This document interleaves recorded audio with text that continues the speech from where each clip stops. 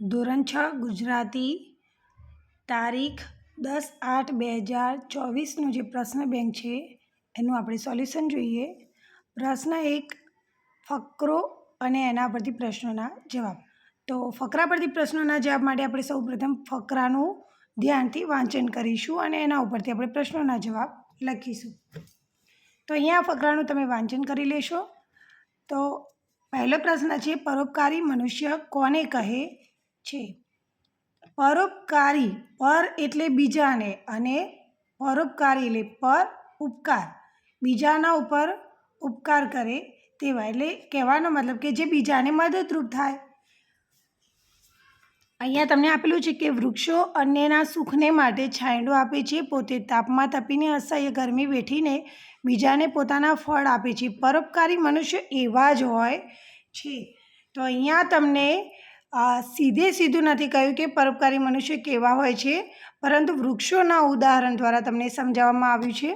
તો અહીંયા આપણને ઓપ્શન આપેલા છે કે બીજાને હેરાન કરે તેવા મનુષ્યને, બીજાને નિસ્વાર્થ એટલે કોઈપણ જાતનો સ્વાર્થ વગર મદદરૂપ થાય તેવા મનુષ્યને, બીજાને અડચણરૂપ થાય તેવા મનુષ્યને, કે પોતાના સુખમાં જ વ્યસ્ત રહેનાર. તો અહીંયા તમને વૃક્ષોના ઉદાહરણ દ્વારા કહ્યું છે કે બીજાને નિસ્વાર્થ મદદરૂપ થાય તેવા મનુષ્યને. તો અહીં આપણો જવાબ આવશે બી.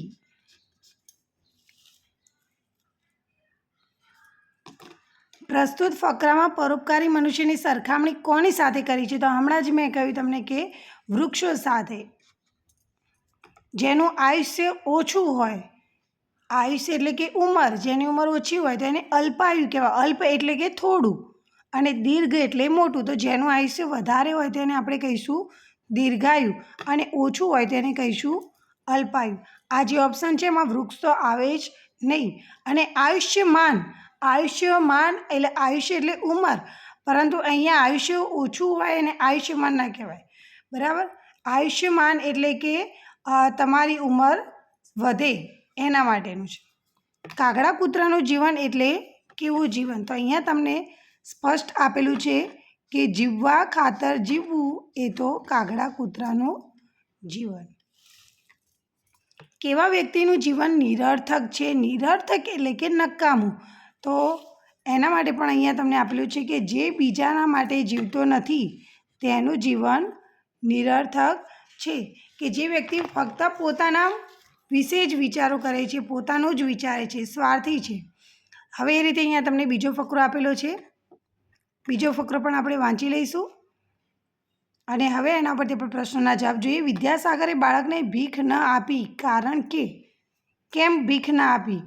તો અહીંયા તમે ફકરાનું વાંચન કરો તો અહીંયા વિદ્યાસાગરે કહ્યું કે ભીખ માગવા કરતાં તો મરવું ભલું, આમ લાચાર બનીને ક્યાં સુધી જીવીશ, લે આ 5 રૂપિયા ને કંઈક નાનકડો ધંધો કર.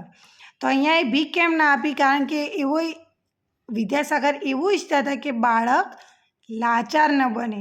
તો અહીંયા આપણા ઓપ્શન આપેલા છે. વિદ્યાસાગર પાસે ભીખ આપવાના પૈસા ન હતા, બાળકને ભીખ આપી લાચાર બનાવવા નહોતા માગતા, ભીખ આપવાના વિરુદ્ધમાં હતા કે ભીખ આપી બાળકને બગાડવા નહોતા માગતા. તો અહીંયા આપણને સ્પષ્ટ લખેલું છે કે લાચાર બનીને ક્યાં સુધી જીવીશ.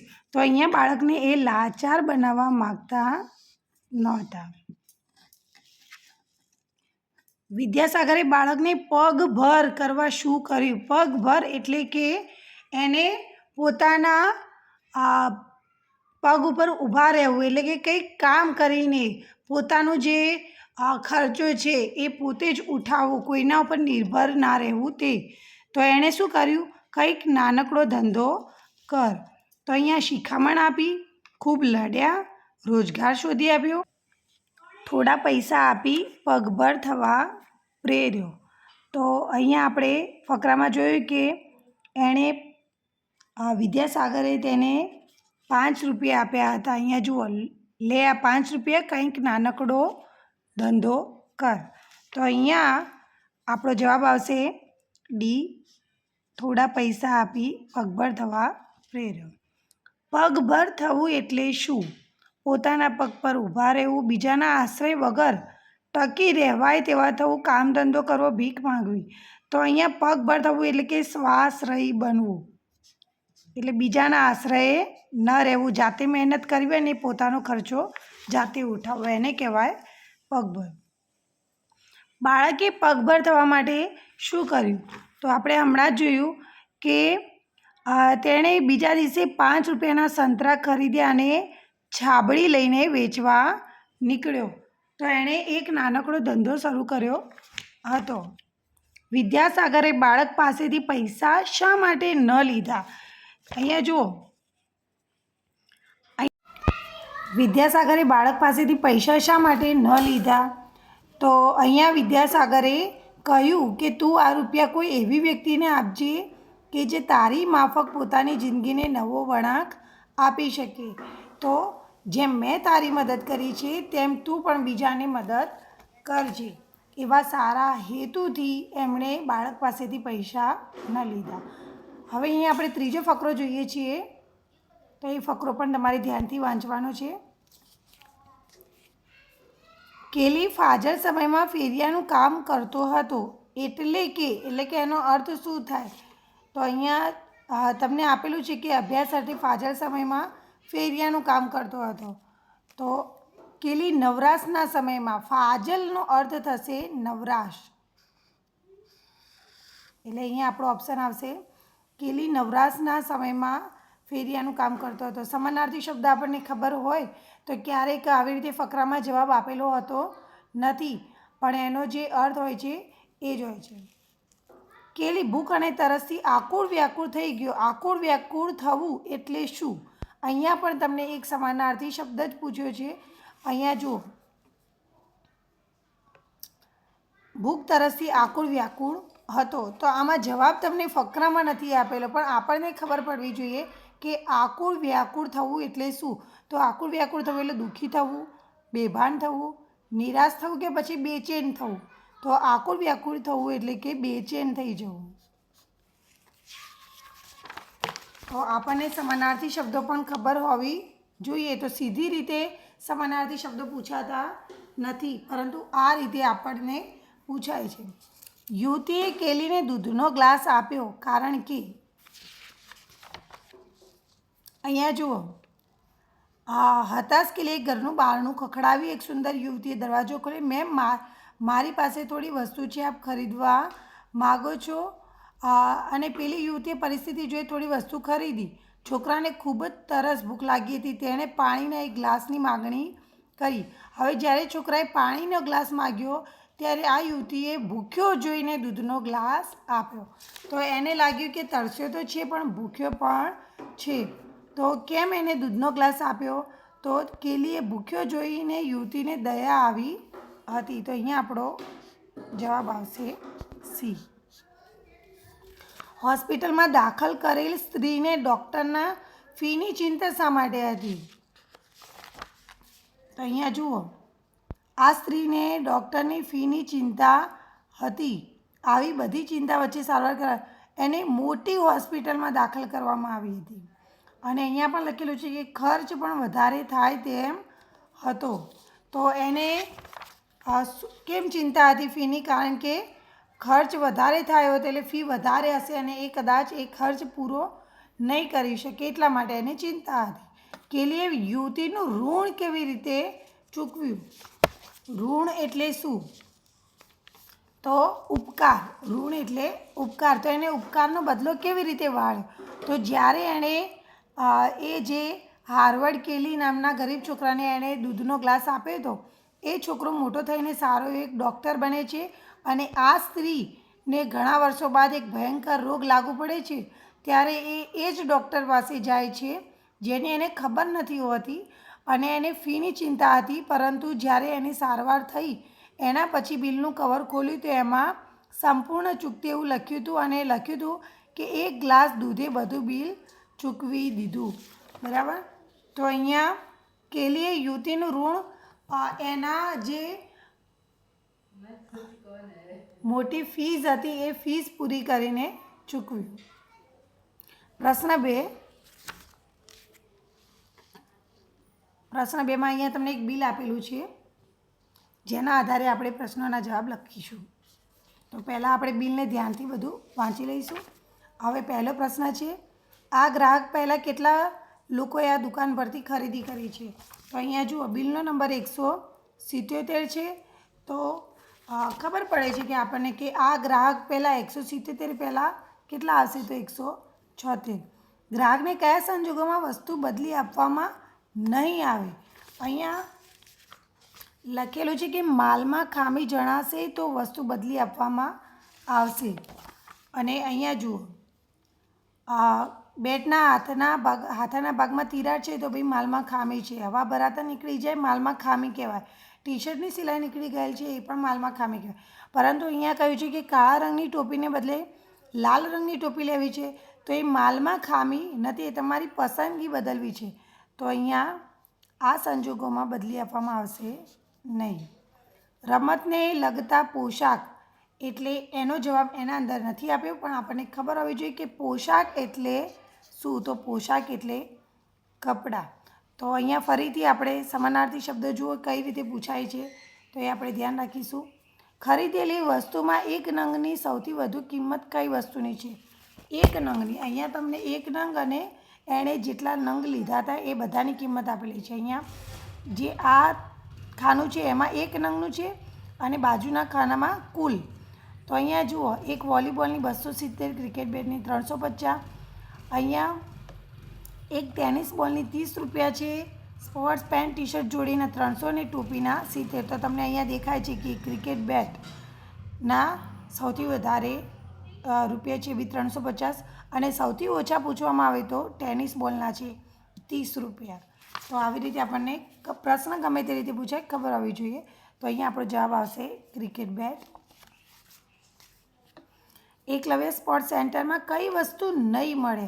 હવે સ્પોર્ટ્સ સેન્ટર છે, રમતગમત વિશેની વસ્તુઓ મળે છે. તો અહીંયા દડા, હોકી સ્ટિક, સ્ટમ્પ એ બધી રમતગમતની વસ્તુઓ છે. ખુરશી એ નહીં મળે.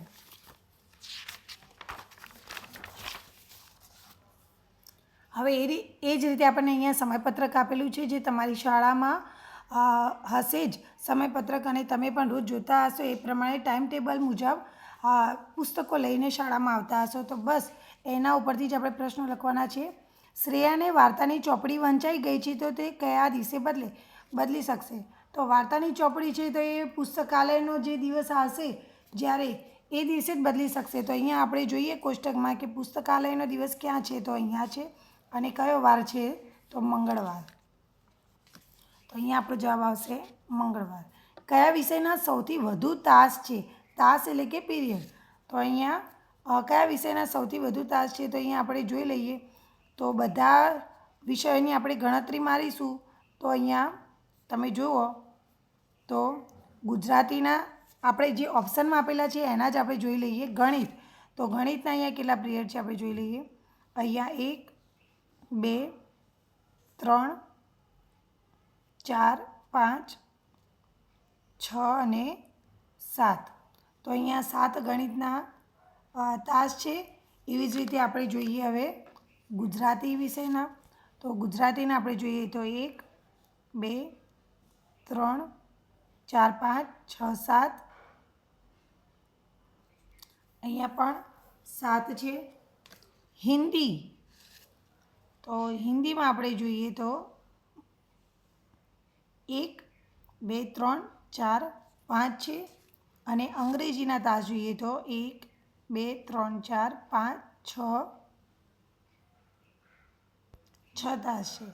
તો અહીંયા આપણે જોઈએ કે ગણિત અને ગુજરાતીના તાસ સરખા છે. તો આપણે ફરીથી એક વખત જોઈ લઈશું. ગણિતના 1, 2, 3, 4, 5, 6, 7. બીજો ક્યાંય ગણિતનો તાસ નથી. એવી જ રીતે ગુજરાતીના પણ જોઈ લઈએ ફરીથી એક વખત. તો 1, 2, 3, 4, 5, 6, 7 અહીંયા ગુજરાતીના. તો આમાં ગુજરાતી અને ગણિત બંને ઓપ્શન આવી શકે છે. સૌથી ઓછા પુસ્તકો સાથે કયા વારે શાળાએ આવવાનું હોય છે? તો આપણને એમ પણ ખબર છે કે શનિવારે ફક્ત 1, 2, 3 અને 3 જ છે. બંને હિન્દીના પીરિયડ છે. તો સૌથી ઓછા પુસ્તકો આપણે શનિવાર. તો અહીંયા આવશે શનિવાર. અને કયા વિષયના તાસ દરરોજ છે? દરરોજ એટલે દરરોજ તમારે પુસ્તક ફરજિયાત લાવવું જ પડે. તો અહીંયા જુઓ ગણિત, ગણિત, ગણિત, ગણિત, ગણિત અને શનિવારે પણ ગણિત. તો અહીંયા બધા જ વારે ગણિતનો પીરિયડ છે. આ ઉપરાંત વિજ્ઞાનનો આપણે જોઈએ તો અહીંયા વિજ્ઞાન અહીંયા પણ વિજ્ઞાન છે, અહીંયા પણ વિજ્ઞાન છે અને અહીંયા પણ. તો અહીંયા શનિવારે વિજ્ઞાન નથી. સામાજિક વિજ્ઞાન આપણે જોઈએ તો સામાજિક વિજ્ઞાન અહીંયા પણ છે, અહીંયા પણ છે અને શનિવારે પણ સામાજિક વિજ્ઞાનનો પીરિયડ છે. તો અહીંયા આપણો જવાબ આવશે સામાજિક વિજ્ઞાન. તો આવી રીતે આપણે થોડી ગણતરી જોઈ લઈશું. સમયપત્રકમાં સમૂહ કવાયતના સ્થાને નીચેનામાંથી કયો વિકલ્પ મૂકી શકાય? ફરીથી તમને સમાનાર્થી શબ્દ કવાયત એટલે કે કસરત થાય, બરાબર, એટલે સમૂહ કસરત. વિભાગ 3 અહીંયા તમને એક જાહેરાત આપી છે. જાહેરાત વાંચી લઈશું અને આપણે પ્રશ્નોના જવાબ લખીશું. પુસ્તક પ્રેમી માટે લાહવો. વિધાનમાં લાહવો શબ્દના બદલે નીચેનામાંથી કયો શબ્દ યોગ્ય છે? ફરીથી લાહવો શબ્દ એટલે શું? તો લાહવો એટલે થાય તક. અહીંયા આપણે જે સમાનાર્થી શબ્દો છે, શબ્દાર્થ છે, શબ્દ ભંડોળ છે, એ આપણું સારું હોવું જોઈએ. નિહિર 12મી તારીખે સવારે 7:30 વાગે પુસ્તક મેળા સ્થળે પહોંચી ગયો છે, તો તેણે કેટલો સમય રાહ જોવી પડે? 12મી તારીખે તો બરાબર છે, પરંતુ એ સવારે 7:30 પહોંચી ગયો છે અને અહીંયા 9 વાગે શરૂ થાય છે, તો 7:30 થી 8 અને 8 થી 9 એમ અડધો કલાક અને ઉપર 1 કલાક, એટલે કે 1 કલાક અને 30 મિનિટ એણે રાહ જોવી પડશે. પુસ્તક મેળાના આયોજન અનુસંધાને કઈ બાબત સુસંગત નથી? સુસંગત એટલે કે કઈ બાબત તમને અહીંયા જોવા મળતી નથી, બરાબર, એના રિલેટેડ નથી. તો સ્વાતંત્ર્ય દિનની ઉજવણી, તો અહીંયા લખેલું છે ભાઈ સ્વાતંત્ર્ય પર્વ ઉજવણી, બરાબર. ઉમાશંકર જોશી ભવન, તો અહીંયા પણ લખેલું છે કે ઉમાશંકર જોશી ભવન. સરફરોશ પુસ્તક શ્રેણી 50% વળતર, તો એ પણ અહીંયા તમે જુઓ, સરફરોશ પુસ્તક શ્રેણી 50% વળતર. હવે અહીંયા જુઓ, શહેર મિત્ર પરિષદ દ્વારા આયોજિત. આ 3 આપેલું છે, આ સુસંગત નથી, એટલે કે આ જે ઓપ્શન છે એને આનાથી કોઈ લેવા દેવા નથી, એને કહેવાય સુસંગત નથી. નગરવાચક મિત્ર મંડળ દ્વારા બીજો પુસ્તક મેળો કયા વર્ષે આયોજિત થયો હશે?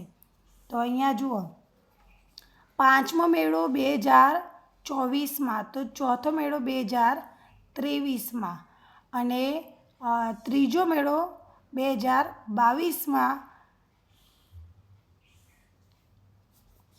તો અહીંયા બીજો મેળો થશે 2021માં. આપણે 4માંથી આપણે અહીંયા બીજો પુસ્તક મેળો કયો છે? તો 5માંથી આપણે 2 કાઢીશું તો પણ 3 આવશે. તો અહીંયા આપણે 2024માંથી 3 વર્ષ કાઢી નાખીએ, 3 વર્ષ પહેલાંની વાત છે, તો અહીંયા આવશે 2021.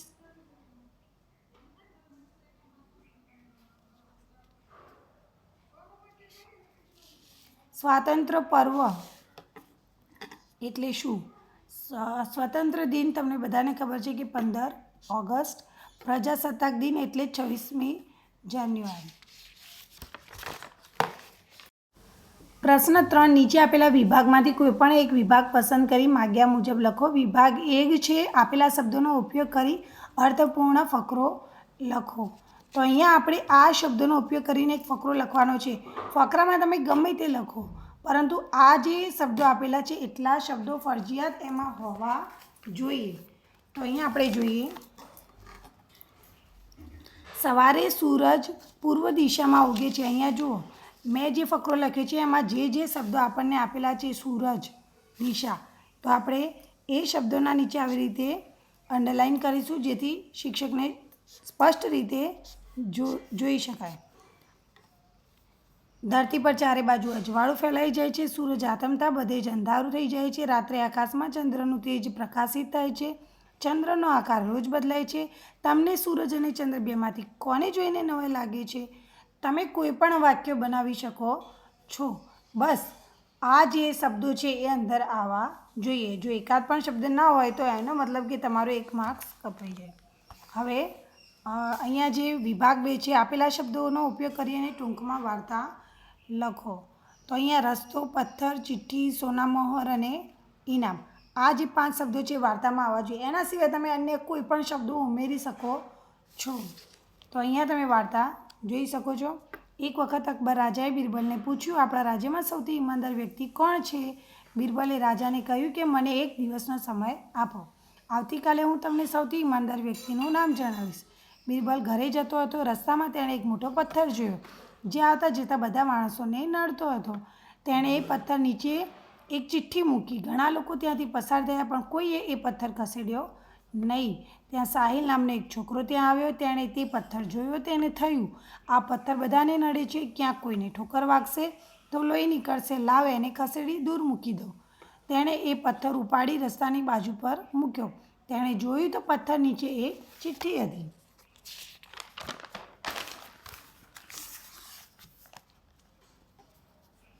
ચિઠ્ઠીમાં લખ્યું હતું કે આવતીકાલે તારે રાજ દરબારમાં હાજર રહેવું.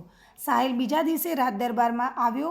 બિરબલે અકબર રાજાને સૌથી ઈમાનદાર વ્યક્તિ સાહિલ છે તેવું જણાવ્યું. અકબર રાજાએ સાહિલને મોટું ઇનામ આપ્યું. બોધ, આ વાર્તા પરથી એ બોધ મળે છે કે આપણે બીજાનું સારું વિચારીએ તો આપણી જોડે પણ સારું જ થાય. અહીંયા જો વાર્તા લેખન કરે છે તો વાર્તાનો બોધ આપેલો છે, બરાબર. હવે અહીંયા તમે વાર્તા તો લખી પરંતુ વાર્તાનું નામ, ખાસ વાર્તાનું નામ પણ લખવાનું અને બોધ પણ લખવાનું. તો વાર્તાનું નામ આપણે કંઈ પણ લખી શકીએ છીએ કે ઈમાનદાર સાહિલ, બિરબલની ચતુરાઈ,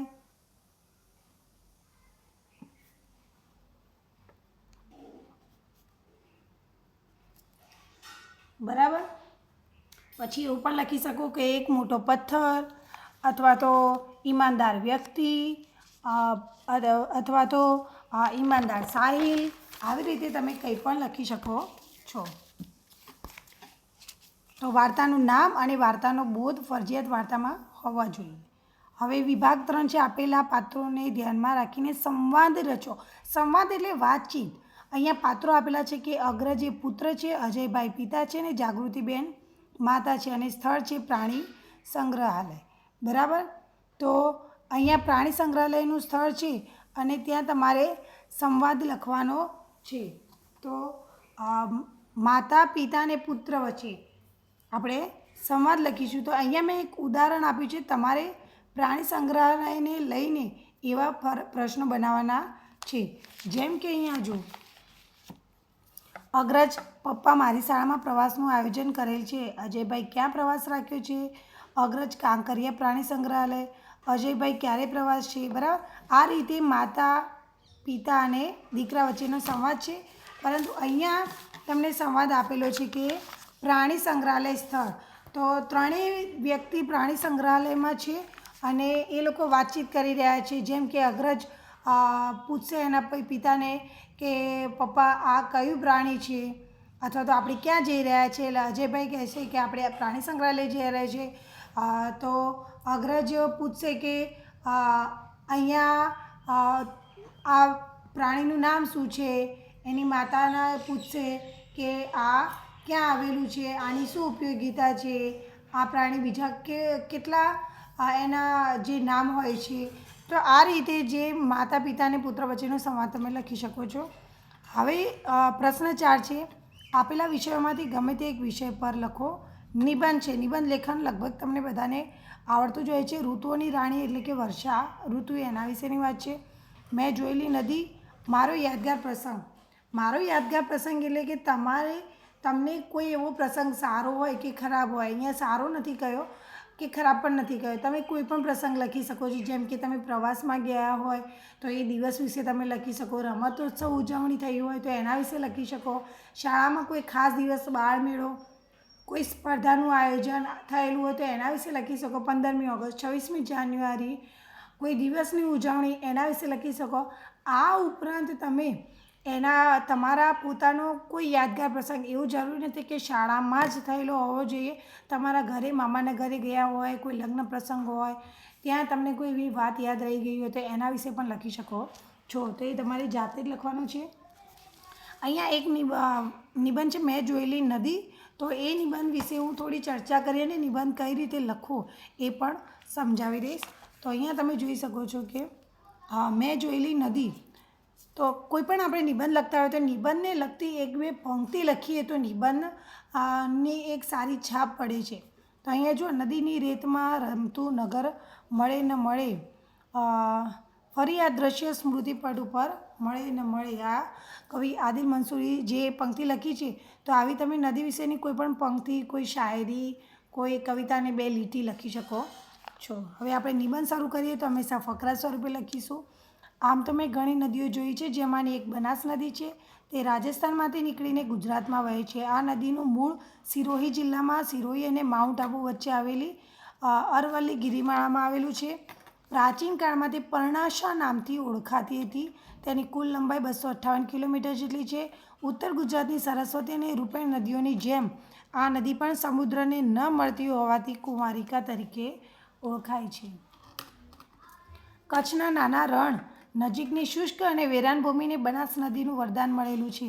તેથી આ પ્રદેશના રહેવાસીઓ માટે તે ખરા અર્થમાં લોકમાતા બનીને લોકજીવનને ધબકતું રાખે છે. આ કારણથી ઉત્તર ગુજરાતના આ સરહદી જિલ્લાનું નામ પણ બનાસકાંઠા રાખ્યું છે. જે જિલ્લામાં રહેવાનો મને ગર્વ છે.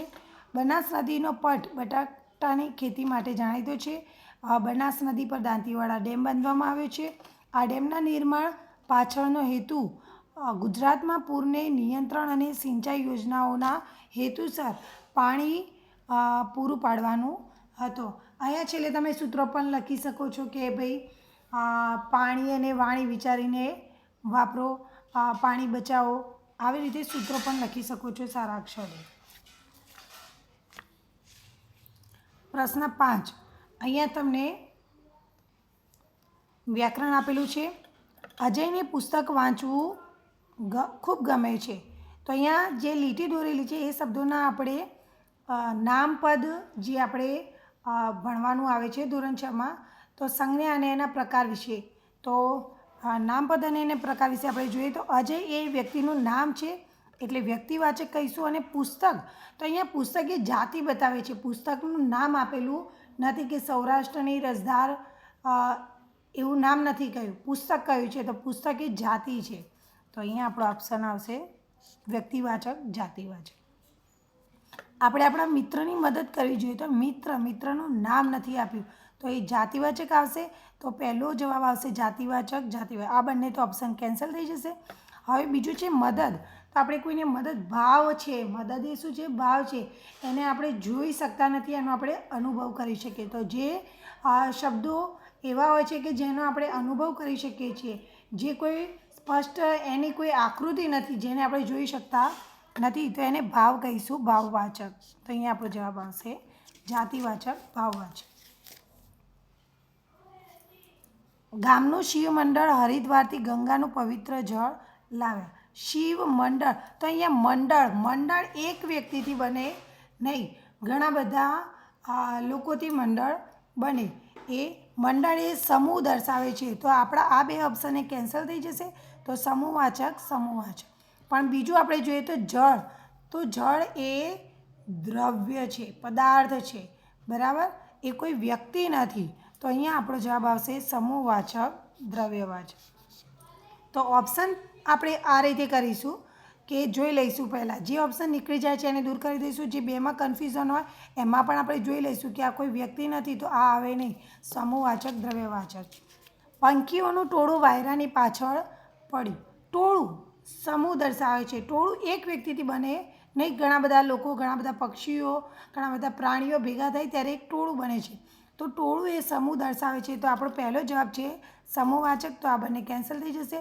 હવે બીજું છે વાયરો. તો વાયરો એ દ્રવ્ય, અહીંયા જોઈએ જાતિ અને દ્રવ્ય બંને ઓપ્શન છે. તો વાયરો એ કોઈ જાતિ નથી, અહીંયા દ્રવ્ય છે, બરાબર.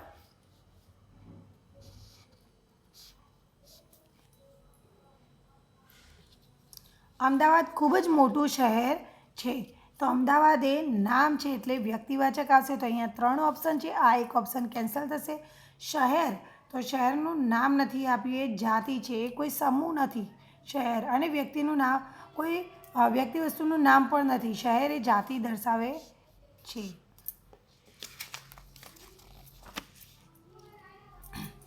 મારા હાથે કાચનો ગ્લાસ તૂટી જતાં મમ્મીને ખૂબ જ ગુસ્સો આવે. કાચ અને ગુસ્સો. કાચ એ વ્યક્તિ નથી, કોઈ સમૂહ પણ નથી અને એક ભાવ પણ નથી. તો એ કાચ એ શું છે? દ્રવ્ય છે. અને ગુસ્સો એ ભાવ છે. બરાબર? તો અહીંયા આપણું ઓપ્શન ક્લિયર છે કે દ્રવ્યવાચક ભાવવાચક. અરવિંદભાઈને આખું ગામ આદર આપે છે. અરવિંદભાઈ નામ આપેલું છે વ્યક્તિવાચક. બરાબર? તો અહીંયા આ 3 ઓપ્શન છે, આ ઓપ્શન કેન્સલ થશે.